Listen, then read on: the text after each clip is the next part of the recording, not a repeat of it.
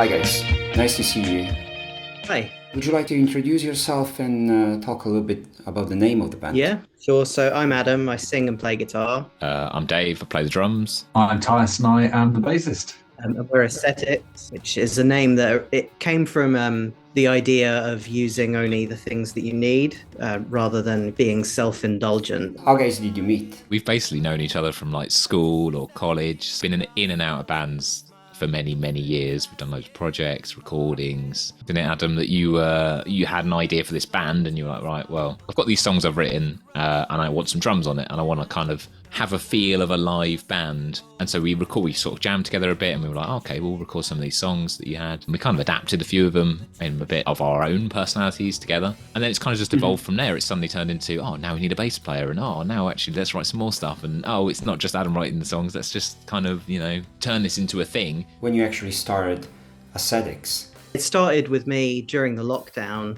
Gigs couldn't happen, bands couldn't play, even in practice studios, everything was sort of shut down. In a weird way, it was helpful for me because it gave me the time to actually work on some ideas that I'd had without any pressure to actually do anything with it.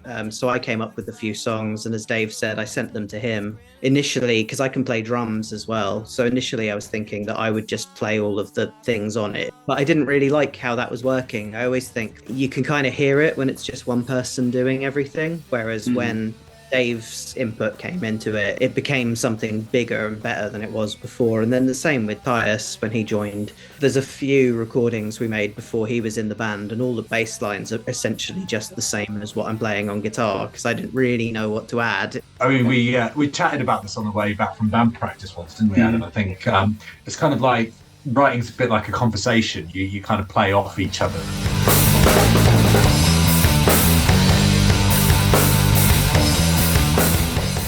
How you usually work with songwriting? Most of the songs tend to start with me having an idea at home. I usually come up with something on an acoustic guitar, just bare bones of an idea, and then I'll usually record a little video so that they can have an idea of how it's going to sound beforehand, and then they think about their parts, and then we try and bring it together in practice and go. But because Adam is playing drums, I was just wondering, is like if he's a little bit J-Mask is instructing Dave to play in a specific way. I try really hard not to tell him what to do. So. No, you're quite good. I've been in bands before where it's kind of like, try and play it like this. And I can't do that. Go along with how the feel of the song should be. And Tyus instead? I'll get the chords from Adam, and at the very least, kind of the first couple of run-throughs of something, it'll just be like root notes, and then I'll be thinking, okay, what can I do here? What's Dave doing? How can I kind of link those two? Where are the fills going to be interesting? I have a tendency to overplay sometimes. In this project, this is the first one that I've used a pick for, and I've kind of done that deliberately to try and not overcomplicate things. And for example, Cemetery Pales, there was like Adam coming with a fully song. A few months back, I felt like I had a bit of writer's block, and I decided to put one of my guitars into open G tuning. Never done it before, so I had no idea what chords were what. I just sort of played around until I had something that sounded cool. Lyrically, I go around in life in general, and whenever I hear a phrase that I think is interesting, I tend to write it down in my notes app in my phone, a whole verse of something. Other times it's just one phrase that I like. Sometimes it's something I've just overheard someone say, or other times it's much more developed than that. And then I kind of realized that this thing that I had words that felt like they vaguely fitted with it. So I think when I played it to the others, I don't know that the whole lyrics were there yet. There's a demo we recorded of it early on where I'm singing the same lyrics in the two verses, and I kind of refined those later, but I think it felt like it went one way.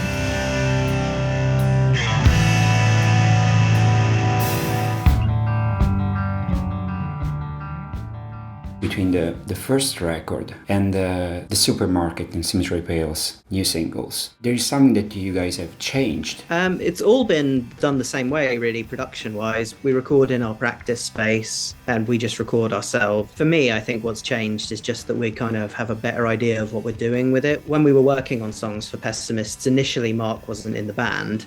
It was just me and Dave, and then Tyus came in and added bits to it later. Initial ideas of it maybe were like that, whereas these two new singles that we've put out have been written with all three of us being in the band, all three of us in the room. It's less of an experiment and more, okay, we know how this goes now. We're just trying to capture that sound of us in the practice room, which is what it essentially is. We don't record to a click track or anything like that. We just play it as it comes. If you listen really carefully, you can probably hear little mistakes, but we leave it in because it's natural. Do you record all the instruments together or separately? Tend to record the drums and the bass together with me playing a guide guitar, and then I track the guitar properly at home. The aim is to make it sound like it sounds when we're in the room together. So And you record vocals at the very end. yeah, I tend to do it right at the very end, but I'll sometimes do a guide vocal in the room, and sometimes actually that guide vocal ends up in the mix for ages and ages and is the last thing to be changed. Sometimes if you're singing in your room, you're not giving it the same kind of energy that you are when you're in a practice room and it's really loud and you've kind of got to shout a bit to keep it above it. I like the new direction. Still grunge, but he has something more. I don't know. It's a little bit like early Biffy Clyro. It's still grungy, but it's got a bit more energy. It's got, like we say, it's kind of come from us being a band for longer. Naturally makes it more comfortable. So then when we're writing new stuff, it's really just easy. Especially for Adam and Tyus. You do a lot of overdubs.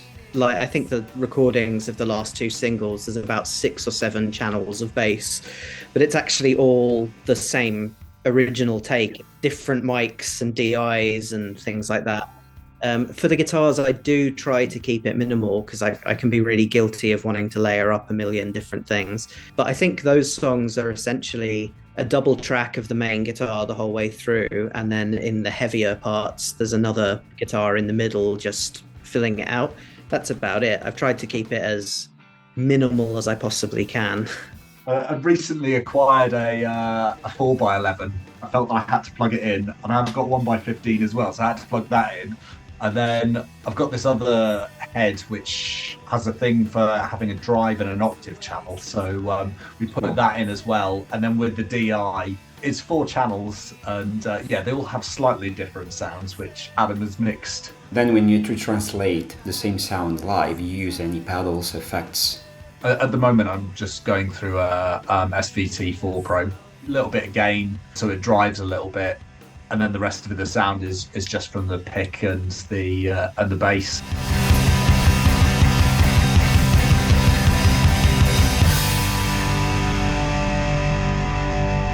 Should we talk a little bit what kind of music do you guys listen to? For me, you kind of hit the nail on the head, definitely with grunge. And the first 2 Placebo albums had such a big influence on me, and they opened me up to bands like Dinosaur Jr. and Sonic Youth. I don't really consider myself much of a guitar player. Like, I've never been someone who likes doing lots of solos and things, but I like the sort of Thurston Moore school of guitar playing where you kind of make a racket rather than worrying too much about playing lots of notes correctly. I guess you could put the Pixies in a similar category, the kind of dynamics of that going from something really quiet to really loud. I really like bands like Codeine and Smog that are kind of really minimalist. Dave? I think I probably take a lot of my influence from metal drummers and that sort of thing. I do feel like I try put in some interesting fills and try and add some extra little bits that you wouldn't normally expect. Almost play as if I'm not singing the song. Because I play in some other bands which are a bit more metal and a bit more doom metal or a bit more Motorheady rock and roll. So it's nice to do something a bit more in the middle. Here we go to Tyus. Like Dave, growing up, it was all about the rock and metal. But I'd say probably going to festivals and things kind of broadened my taste. Playing wise, played in all sorts of alternative rock. I played in a funk band for a while. Believe it or not, I used to play the trombone as well. So I'd take my influences relatively wide. Makes you a better player and, keeps things a bit more diverse. You guys are planning to release a new record. I'm not sure really. We've got another song that it's not recorded yet. We've got a couple of other things that we've jammed on, not quite there yet. I guess the new stuff has its own vibe, so I just want to kind of continue doing that. We kind of write the song and then we record the song, don't we, in a relatively short space of time. Once it's recorded, it's nice to get it out there. I suppose with Songs for Pessimists, you must have had about 6 or 7 songs on the go when I joined. And it probably made more sense to release like a collective album, whereas now it's kind of a bit more piecemeal. Songs for Pessimists, all the songs were written in quite a short space of time, and they really reflect what was going on in my life at the time. I had a few people around me who died and things like that. It felt like those songs sat together, like they were all kind of tied in. So that very much felt like an album to me. I think these new ones are a little bit more individual pieces. I like the description on your Bandcamp page: grunge music for sad people. Yeah, Adam just has a habit of writing like the opposite to uplifting lyrics. I don't think you've ever written a sort of jolly song. No, it's not very me.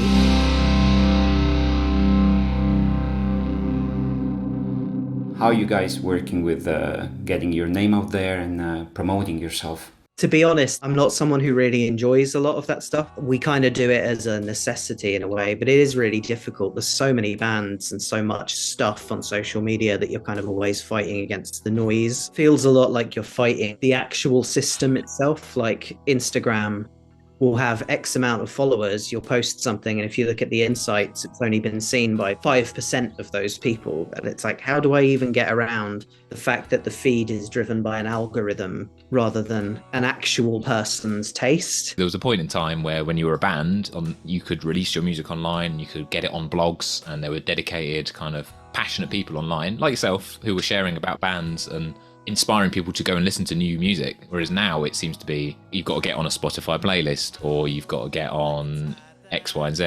There's just too much, but hopefully we're breaking through a bit. Talking about streaming platforms, there's a tendency now to release singles and EPs so that you constantly can release material.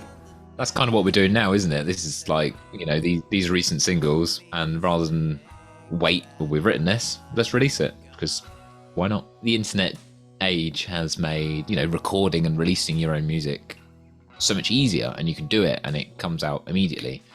But there's also a lot of hard work involved that you don't really see, especially from the way we do things. You know, Adam spends weeks producing this stuff and playing with the mixes and doing all that kind of thing. Being a musician in this day and age is almost like having to do so many different types of jobs. You've got to be graphic designer, You've got to be audio engineer, you've got to be marketing, you know, all these different hats you've got to wear. You're totally DIY. We're like a cottage industry, really. I think just about everything is done in-house. On the last album, I made the cover and sent it to Dave, and Dave did the typesetting on it. And I remember him sending me an aggravated message about how many lyrics I wrote for the album because I was trying to work them all into the artwork. I don't know that I like so much the business side of the band stuff. And I think that if we were on a label where we had people paid to do all that stuff, I think, to be honest, I'd probably miss doing it myself. It's quite nice that it's ours and not like outsourced. The artwork is fantastic, I think. That's all your handiwork, isn't it, Adam? You like sort of had this idea of getting a tape and pulling it apart, and then you managed to photograph it really well, and just kind of, you just came to us and were like, oh, I've just taken these photos. Looks awesome. My eBay is really interesting because it's just recommending to me old, outdated forms of media, because I've bought like the cassette tape that I destroyed for the first one, the floppy disk. I bought about 5 different floppy disks just to find one that would look right somehow. And now I've got, for the next one, we've got a videotape. So I'm thinking of breaking it in half. So if we keep releasing singles, I'm going to run out of old technology to break open. What do you think about AI? I have mixed opinions on it. I think it can put a lot of sort of jobbing artists out of business, which I think is a really bad thing. As an artist, to use AI within that can be potentially an interesting thing to do. I like new technology and I like playing around with things and seeing what you can do with this thing. There was a period with AI art where what you were getting out of it was so strange, like before it was finessed the way it is now. So you can generate something that looks like a photograph. I've played around using bits of that and then taking bits and reconfiguring it in Photoshop and adding in things that I've drawn or painted to go with it. It's difficult. I think it can be very lazy. What's your future goals? I don't know, really. I've never been someone who thinks too far ahead. We've got a gig coming up in a couple of weeks' time in Winchester, which is not too far away from us, with a Japanese band called Electric Eel Shock, who are really cool. We're aiming to play some more gigs, but you know, it has to fit around our day jobs and our normal lives. Don't see us ever really being a band that's going to be playing every single week. But in some ways, I think it's a good thing that it's a bit more of a rarity, because people tend to go, oh, well, I should actually come to this.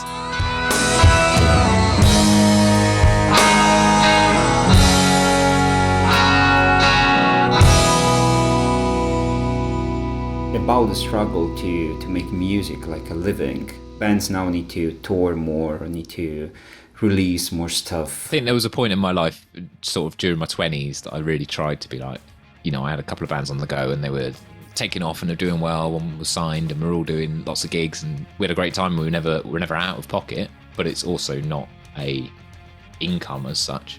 It's not easy. I think you've got to be a certain type to be able to do it. Quite a dedicated t-shirt salesman, I think. But you can do it. Don't give up on your dreams, kids. There's a part of me that thinks that it'd be lovely to be able to just do this as a living and that's all I have to worry about. But in some ways, it's kind of freeing that it isn't my job. You don't have to worry too much about the next record going to be a hit. You hear bands in the 90s who had one single that was a massive success, and then there's all this pressure on their second album to follow through on that and to be the hit. And actually, they just ended up. There's a thing Steve Albini wrote back in the 80s about how that era of the music industry chewed up and spit out a lot of bands. I think I'd rather be in this position than be in that position. And I think that just sparks the creativity as well. If you're being forced to write a new album every other year, that's why we get all these bland albums that come out from big bands who have got no more ideas left because they've used them all up in the first couple. For the people that are listening to this podcast, should we share where they can find your music? So we're on Instagram, which is probably the main social media that we use, and we're at Ascetics, but it's Ascet_ICS. We're on Bandcamp, also on Spotify and YouTube, and basically everywhere you have to be on nowadays, I think, in order for people to hear you. We also have physical CDs, which we do. People of a certain age will enjoy. Thank you for coming over, though. Thanks for having us. It's good to know that somebody's listening. Bye.